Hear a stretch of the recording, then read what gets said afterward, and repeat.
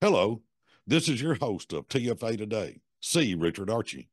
We're bringing to our membership and other interested individuals a series of interviews with incumbents and challengers for the Republican primary races in the Tennessee State Senate for the 2024 election cycle. Each of the candidates has been afforded the opportunity to take part.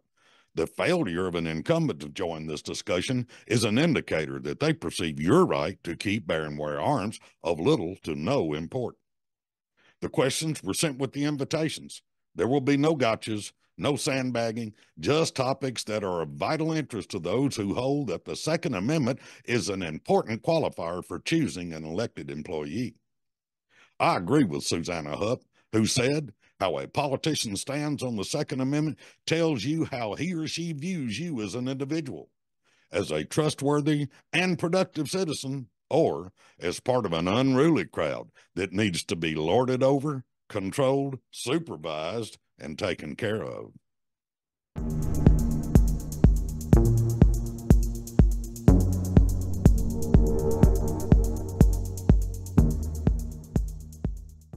Today, our guest is Senator Todd Gardenhire, chairman of the Senate Judiciary Committee, running for State Senate in District 10.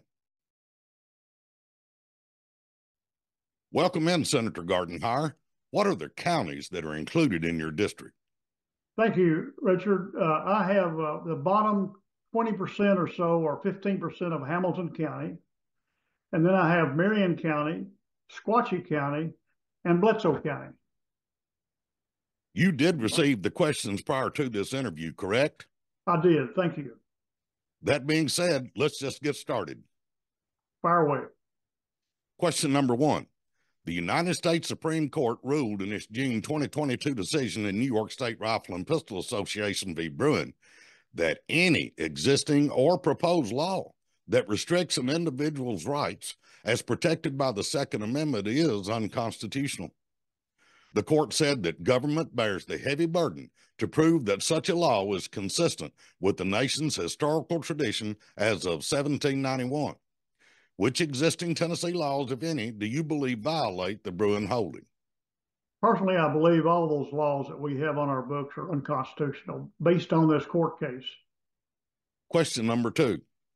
Yep. Existing Tennessee law in TCA Section 3917-1307A makes it a crime for anyone to carry any firearm or a club with the intent to go armed, even on their own property, and puts the burden on the citizen to prove the possession of an available defense to that crime.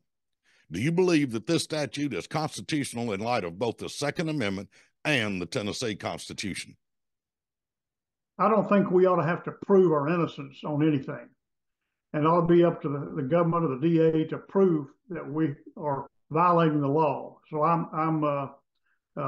I'm on my own property, I ought to be able to do what I want to do. Question three.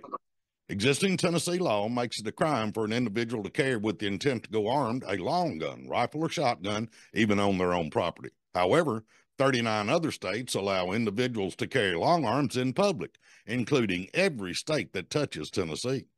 Do you believe that this restriction on long arms is constitutional? No. Number four. Existing Tennessee law in TCA Section 3917-1311 makes it a crime for an individual to carry any firearm in public parks, greenways, or other similar places. Is it your opinion that this restriction on carrying a firearm in these types of locations is constitutional? No. Number five. Do you believe that the Second Amendment protects a civil right of individuals, which right, when violated, is or should be the basis for civil rights claims by individuals? Yes. Number six, do you believe that public safety is a constitutional basis for infringing the rights protected by the Second Amendment? And if so, to what extent? No, I don't.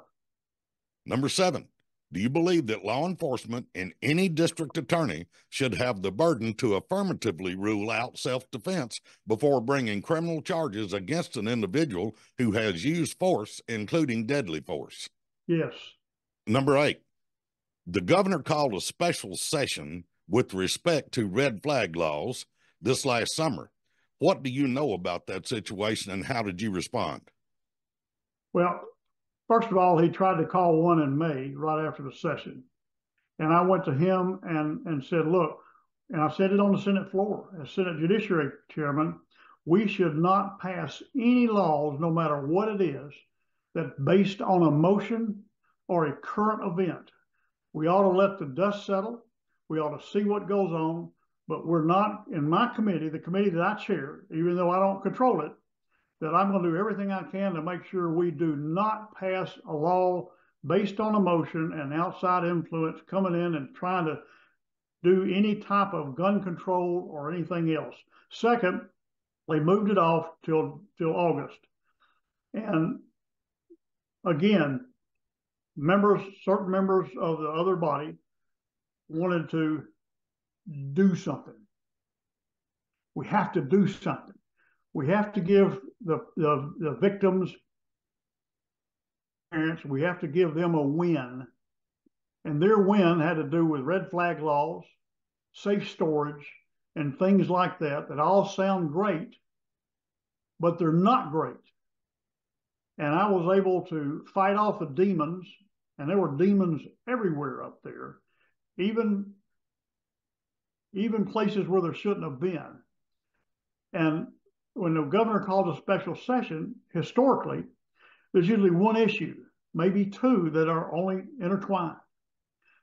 And the House came up with 117 or 15 different amendments and bills, and all had to do with confiscating and doing away with guns and red flag laws and all this stuff. Now, whether or not you believe in that or not, I don't. You know, it's not the proper thing to do and go through the proper procedures. And I was able to use the judiciary chair as my ability to shove all those things off till January 2024 so that the dust could settle and we could see what really went on at that Covenant school. And sure enough, tomorrow there's a court hearing, as you know, up in Nashville to determine where all these leaks came from. Something's there. I don't know what it is. But if Chairman of the Judiciary, we're going to make policy that has to do with fixing a problem, not fixing a symptom. Taking away guns, red flag laws, safe storage is a symptom. That's not a problem. The problem is why did that individual do what they did? And do we as a state need to have a policy to deal with the mental health and the physical health and what went on at that school, if anything, and try to correct that so that those individuals don't do that kind of crime again and blame it on firearms. And so I was able to push all that off. I caught unholy hell from it from a lot of people, a lot of friends, well-meaning friends that believe that we had to do something. I don't believe we need to do something, especially based on emotion. Number 9, do you believe that existing Tennessee law, which prohibits the use of deadly force, including merely brandishing a weapon to protect real or personal property, should be retained, modified, or repealed? Should be. And look right back there. I keep that here all the time.